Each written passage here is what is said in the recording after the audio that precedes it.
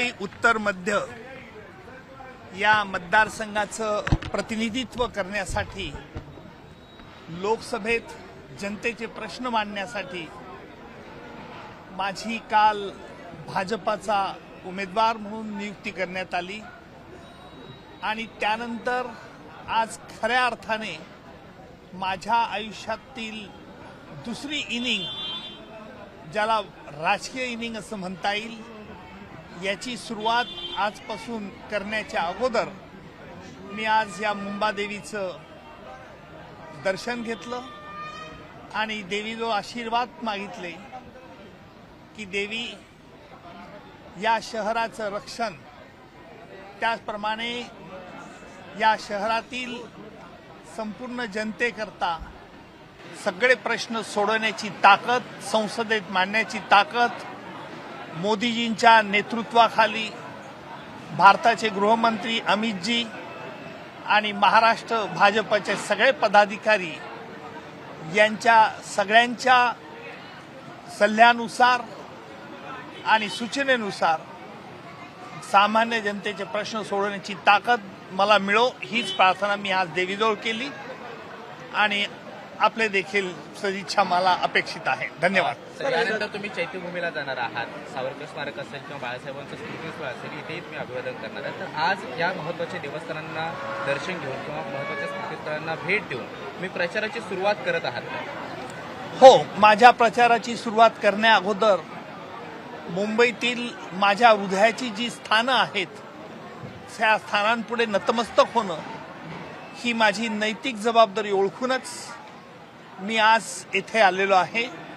आणि आपण सांगितल्याप्रमाणे चैत्यभूमी, त्याचप्रमाणे हिंदू हृदय सम्राट बाळासाहेब ठाकरेंच्या समाधीचं दर्शन, स्वातंत्र्यवीर सावरकरजी यांना देखील यांच्या स्मृतीला अभिवादन करण्याकरता या चारही ठिकाणी जाणार आणि त्याच्यानंतर पक्षाच्या पदाधिकाऱ्यांची भेट घेऊन पुढची रणनीती आखेल.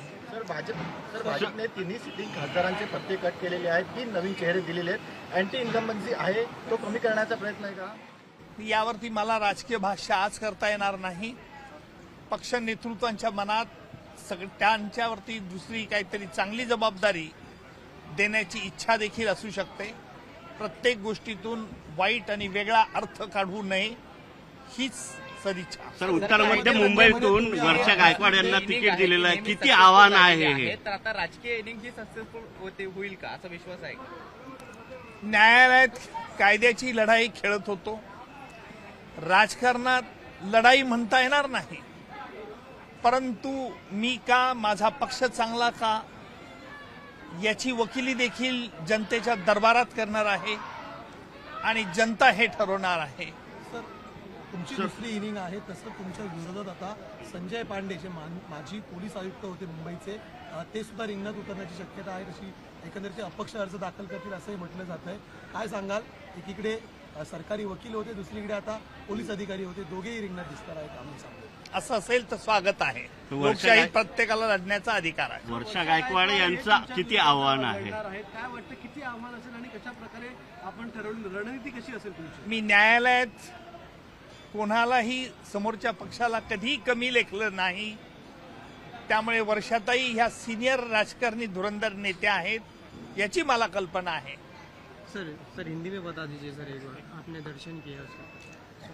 मेरी आज तक मैं कानून की लड़ाई लड़ता था, लेकिन जो हमारी डेमोक्रेसी है उसका मंदिर यानी पार्लियामेंट, जिसमें जाने का अवसर मुझे हमारे प्रधानमंत्री मोदी जी, गृह मंत्री अमित जी, भाजपा के राष्ट्रीय अध्यक्ष नड्डा जी और महाराष्ट्र के सभी भाजपा के पदाधिकारी ने मुझे ये सहूलत दी है.